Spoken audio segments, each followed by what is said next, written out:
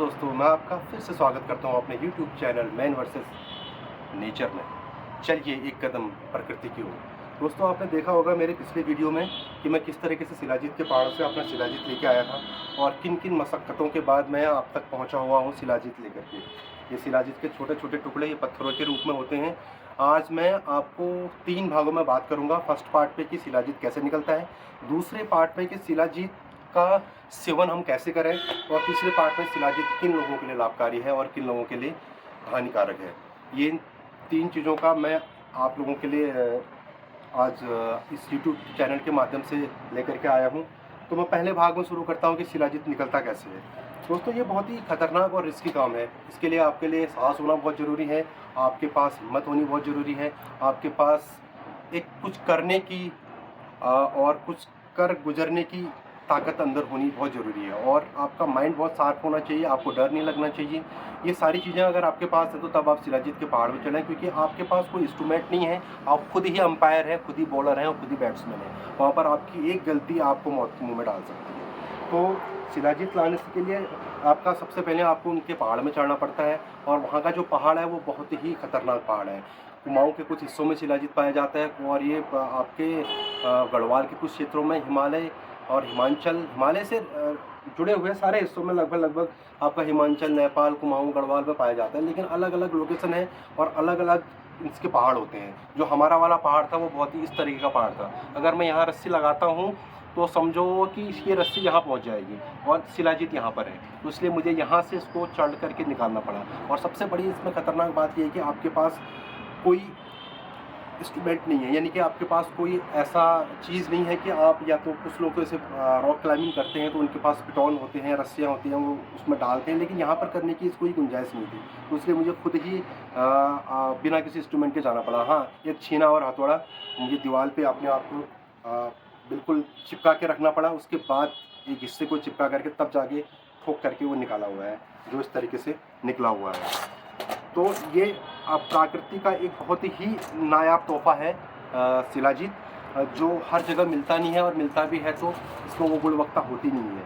और अलग अलग तरीके के जो मार्केट में शिलाजीत आते हैं वो हो सकते हैं अच्छे हों, लेकिन मैं नहीं मानता हूँ कि जिस तरीके से मैं आप तक ये उपलब्ध करवा रहा हूँ उस तरीके से सभी लोग उपलब्ध कराते हैं। कुछ लोग गुड़ को पिला के लाते हैं, कुछ लोग चीनी वगैरह गला गुलू के उसमें कलर डाल करके बनाते हैं, लेकिन प्योर शिलाजीत की जो पहचान है वो है पत्थर, क्योंकि ये पत्थर भी चिपका होता है। अब मैं इसको किस तरीके से बनाऊंगा वो आपको मैं बताने जा रहा हूँ। जितनी शिलाजीत की मात्रा है, यानी कि जितना इसका वज़न है, इसी वज़न के अनुसार मैं इसमें शुद्ध पानी डालूंगा।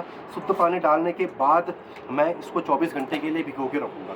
भिगाने के बाद जो इसके पत्थर हैं वो पत्थर हट जाएंगे। और शिलाजीत का एक ख़ास बात आपको बताता हूँ, शिलाजीत किसी के साथ घुलता नहीं है, सिर्फ पानी के अलावा। अगर आप उसको चाहोगे किसी केमिकल में घुलाएं तो वो नहीं घुलेगा। कोई कह रहा है कि अल्कोहल में डाल के घुलाते हैं तो नहीं घुलेगा, वो सिर्फ पानी के साथ ही घुलता है। ये बात आप ध्यान में रखें। तो ये पत्थर अलग हो जाएंगे। फिर उसके बाद मैं डबल लेयर से कॉटन का एक कपड़ा लूँगा साफ़ सुथरा, जिसमें इसको छानूंगा। उसके बाद मैं इसको बनाऊंगा सूर्य तापी। यानी कि सूर्य तापी का मतलब है कि मैं इसको 48 घंटे के लिए सूर्य के ताप में रखूँगा, और सूर्य के संपर्क में आकर के इसमें वाष्पीकरण होगा। वाष्पीकरण के साथ साथ इसका सारा पानी उड़ जाएगा और शिलाजीत रह जाएगा, और ये सूर्य तापी शिलाजीत कहलाते हैं। शिलाजीत दूसरे तरीके से भी बनाते हैं कुछ लोग, जो गाय के गोंद में डाल के पकाते हैं, लेकिन वो उतना शुद्ध नहीं माना जाता है, क्योंकि उसमें पकाने के उससे उसकी जो खनिज लवण है वो बहुत है। शुरू कर दिया, पॉज कर दिया। मैं आपको बता रहा हूँ कि सूर्य तापी होता कैसे है। तो ये वाष्पीकरण के अनुसार फिर आपका पानी से हट जाता है, और जो गाय के गौमूत्र में जो पकाया जाता है उसमें बहुत सारी चीज़ें रह जाती हैं। यानी कि जो जब वो पकाया जाता है गौमूत्र के साथ, तो उसमें बहुत सारे खनिज लवण भी उसके साथ नष्ट हो जाते हैं। तो इसमें 64 मिनरल्स होते हैं और खनिज लवण होते हैं, विटामिन्स होते हैं। विटामिन्स का भंडार है, कोई भी ऐसा विटामिन्स नहीं है जो उसमें नहीं पाया जाता है। आप इस बात का ध्यान रखें कि कोई भी ऐसा विटामिन्स नहीं है जो इसमें नहीं पाया जाता है। इसमें जितने भी विटामिन्स हैं सारे के सारे खनिज लवण और 64 मिनरल्स और विटामिन इसमें पाए जाते हैं। अब मैं आपको बताऊंगा कि किन किन लोगों को ये लेना चाहिए और किन किन बीमारियों में ये उपयोगी है और किस तरीके से इसका उपयोग करना चाहिए।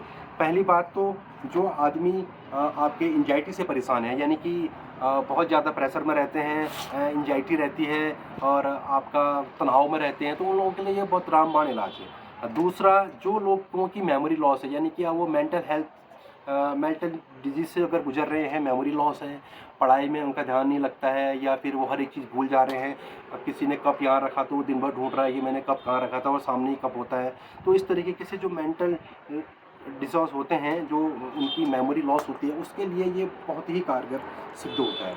और तीसरा, आपके डायबिटीज़ के जो पेशेंट हैं उनके लिए ये रामबाण है। त्रिफला के चूर्ण के साथ आप इसके 2 चम्मच त्रिफला चूर्ण के साथ आप शहद के साथ अगर शिलाजीत का उपयोग कर रहे हैं तो 90 दिन में आप अपनी डायबिटीज़ को ख़त्म कर सकते हैं।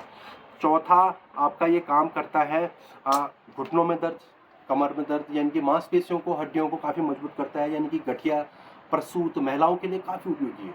महिलाएं इसका सेवन करें, मैं उनको खासकर बता रहा हूँ कि महिलाओं के लिए काफ़ी ज़्यादा लाभदायक है, क्योंकि महिलाएं बहुत सारा काम करती हैं, दिन भर पानी में रहती हैं, तो वो इसकी तासीर गर्म है, तो उनको ये काफ़ी मतलब आपका लाभ पहुंचाता है और बहुत ही गुणकारी है उनके लिए, प्रसूत के लिए, गठियाबात के लिए, जोड़ों में दर्द, और आपके जिनकी घुटनों की ग्रीस वगैरह ख़त्म हो गई है उनके लिए, और जिनको चोटें लगी हुई हैं, पुरानी चोटें हैं, उनको ठीक करता है। हड्डियां जिनकी टूटी हुई हैं और उनका ढंग से ट्रीटमेंट नहीं हो पाया, या हो भी पाया तो वो पेन करता है, उसके लिए आप इसका उपयोग कर सकते हैं। और चौथा, ये काम करता है आपका बहुत ही ज़्यादा कारगर सिद्ध होता है आपके पाचन तंत्र के लिए, यानी कि डाइजेशन सिस्टम के लिए।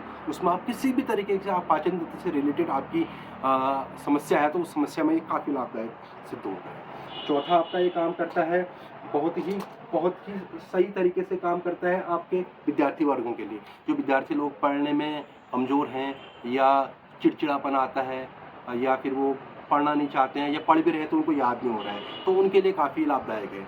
और चौथा, उन लोगों के लिए ये काम करता है जो लोग अकारण ही बहुत ज़्यादा क्रोध में आ जाते हैं, बहुत ज़्यादा गुस्से में आ जाते हैं, कोई बात होती नहीं है लेकिन उनका चिड़चिड़ापन इतना हावी रहता है उनके अंदर, और अचानक ही भ्रम के शिकार हो जाते हैं कि मुझे कुछ चीज़ें दिख रही हैं, या आपका मतलब जो भ्रम का शिकार हो जाते हैं। दूसरा, उन लोगों के लिए जो लोग ऐसे ही मतलब उनको लगता है कि यार वो कहाँ आ गए हैं, अचानक से उनको ये फील होने लगता है कि यार ये हो क्या रहा है, मैं तो घर जा रहा था, मैं ये कहाँ आ गया। तो इस तरीके के लोगों को आप हल्का पागलपन भी कह सकते हैं। अगर मैं उसको ठोस भाषा में बोलूँ तो आप हल्का पागलपन भी कह सकते हैं, या उन लोगों के लिए काफ़ी लाभदायक है। और चौथा इम्पोर्टेंट जिसके लिए शिलाजीत जाना जाता है वो है आपकी अगर कोई बंदा फैमिली प्लानिंग कर रहा है, या बार बार फैमिली प्लानिंग में उनको कोई सक्सेस नहीं मिल रही है, या उनकी कोई खुशखबरी नहीं मिल पा रही है, तो उनके लिए ये बहुत ज़्यादा रामबाण है, यानी कि अमृत की तरह काम करता है। ये धातु को मजबूत करता है और शुक्राणुओं को मजबूत करता है, और उनके लिए काफ़ी लाभदायक है। महिलाएं पुरुष हैं दोनों इसका सेवन करें, दोनों के लिए ये काफ़ी लाभदायक है। और अब मैं आपको बताऊंगा कि इसका सेवन कैसे करना है, आपको किस किस तरीके से इसका सेवन करना है, और किस किस मात्रा में लेना है, और किन लोगों को नहीं लेना है। ये आप ध्यान रखेंगे, किन लोगों को नहीं लेना है। ये बहुत महत्वपूर्ण चीज़ें हैं कि आदमी को शिलाजीत मिल गया और वो दबा के बिल्कुल पेले जा रहा है, ऐसा भी नहीं है। इसकी नियमित खुराक है और इसके कुछ परहेज हैं, इसके कुछ लोगों को खाना है, किन लोगों को नहीं खाना है। ये बहुत ही महत्वपूर्ण विषय पे मैं आपको बताने जा रहा हूँ, बात करना जा रहा हूँ। सबसे पहले तो हाई बीपी वाले इसको न खाएं, क्योंकि इसकी तासीर गर्म होती है, तो हाई बीपी वाले अगर इसको अवॉइड करें। दूसरा, गर्भवती महिलाओं को बिल्कुल अवॉइड करना है, उनको बिल्कुल नहीं लेना है, क्योंकि इसकी तासीर बहुत गर्म होती है, तो उनको फ़ायदे की जगह नुकसान भी हो सकता है। चौथा, इसको वो लोग न खाएं जो हार्ट से रिलेटेड संबंधित बीमारियों से ग्रसित हैं, यानी कि जिनके स्टैंड पड़े हुए हैं, या एक दो उनको दौरे आ गए हैं, तो वो लोग ना लें। अगर वो ले भी रहे हैं तो डॉक्टर से, मैं ये नहीं कहूँगा कि उनके लिए लाभकारी नहीं है, लाभदायक है, लेकिन वो डॉक्टर से सलाह ज़रूर ले लें। तीसरा, जो लोग आपके बहुत पुरानी बीमारियों से चले आ रहे हैं और उनका लंबा इलाज चल रहा है, और वो बहुत सारी दवाइयाँ खा रहे हैं, या तो उस दवाइयों के साथ इसको ना लें, इससे साइड इफ़ेक्ट भी हो सकते हैं, तो इन लोगों को ये नहीं लेना है। अब आई बात मात्रा की, मात्रा आपको कितनी लेनी है और कब लेनी है और किस चीज़ के साथ लेनी है। इसको आप दो चीज़ों के साथ ले सकते हैं। पहला, आप इसको ले सकते हैं दूध के साथ। दूसरा, अगर आपके पास दूध नहीं है तो आप इसको ले सकते हैं गर्म पानी के साथ, यानी कि गुनगुना पानी। इसको अगर आप, इसका सही तरीका है लेने का, सुबह खाली पेट आप इसको ले सकते हैं मटर के दाने के बराबर, जो हरा मटर होता है उसके मटर के दाने के बराबर आप इसको उसका सेवन कर सकते हैं गर्म पानी के साथ, या उसको दूध में घोल करके, दूध में ये मिक्स हो जाता है, उसको आप हल्का सा मिला लेंगे तो उसके साथ आप इसको मिला करके इसको पी सकते हैं और दूध के साथ। दूसरा, आप इसको गर्म पानी के साथ भी इसको मिला करके पी सकते हैं। ये इसको लेने का तरीका है। और दूसरी महत्वपूर्ण बात में आप इसमें आप बिल्कुल बने रहें चैनल में, आप इसको देखते रहें। मैं आपको इसकी एक चीज़ और बताने जा रहा हूँ, वो है कि आपको ये कब तक लेना है और कैसे लेना है। शिलाजीत का उपयोग आप लगातार नहीं कर सकते, इस बात का आप ध्यान दें। शिलाजीत का उपयोग जो है आप वो लगातार नहीं करेंगे। आप इसको 3 महीने तक लगातार ले सकते हैं, उसके बाद आपको गैप रखना पड़ेगा। अगर आप 90 दिन तक इसको ले रहे हैं तो उसके बाद आपको 1 या 1.5 महीने का गैप लेना पड़ेगा, क्योंकि इसकी तासीर बहुत गर्म होती है और लगातार इसको आप नहीं ले सकते। दूसरा, विद्यार्थी वर्ग, यानी कि विद्यार्थी वर्ग इसको गर्मियों में अगर उसको ले रहे हैं तो जो 14 साल से ऊपर के विद्यार्थी हैं वो लोग उसको ले सकते हैं। उससे कम उम्र के बच्चे किस तरह से ले रहे हैं मैं आपको आगे बताऊंगा। विद्यार्थी वर्ग इसको गर्मियों के सीज़न में सिर्फ हफ्ते में सिर्फ 3 दिन लें, हफ्ते में 3 दिन या 10 दिन, 10 दिन में 3 दिन लें, या हफ्ते में, या अपना चार्ट बना लें, आपको जो सूटेबल लगता है हफ्ते का चार्ट बना लें या 10 दिन का चार्ट बना लें। तो आपको ये 3 ही बार लेना है, यानी कि 3 दिन लेना है। और तीसरा, इसको छोटे बच्चे जो हैं उनको आप कभी कभी महीने में 1 बार 2 बार दे सकते हैं, क्योंकि इसकी तासीर गर्म होती है तो नॉर्मली सर्दी खांसी के लिए ये काम करता है। हाँ, एक चीज़ बताना आपको मैं भूल गया, सांस संबंधित बीमारियाँ, फेफड़े, जिसके लंग्स में इन्फेक्शन है, जो बार बार खांस रहा है, खराश हो रही है हर बार बार ऐसा ही करते जा रहा है, नज़ला हो रहा है, उस आदमी के लिए ये अमृत के समान है। अमृत का मतलब अमृत के समान ही है, यानी कि लंग्स से इन्फेक्शन वाले बंदे को आप 90 दिन तक इसका सेवन करें, उसके बाद 1 महीने का गैप, उसको 100% 101% उसको लाभ होगा, लेकिन सूर्यतापी और ओरिजिनल शिलाजीत के साथ। तो दोस्तों, आप इस तरीके से इसका सेवन कर सकते हैं।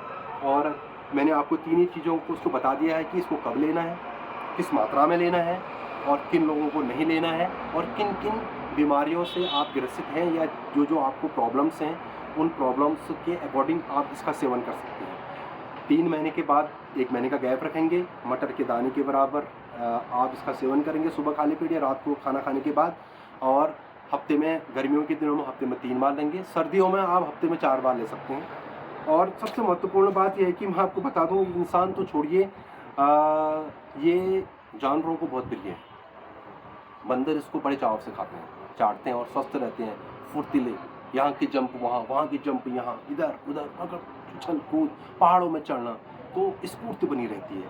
हिरन, यानी कि हमारे यहाँ काकड़ घुरड़ बोलते हैं, वो पहाड़ों में जाके इसको चाटता है। चिड़ियाएँ, बाज, वो अपने घोंसले बनाते हैं, अपने बच्चों को भी और खुद को भी वो खाते हैं। तो ये आदमी तो ठीक है, आदमी को तो इसका पता बहुत लोगों को है, बहुत लोगों को नहीं है, लेकिन जानवरों को इसके बारे में पता है।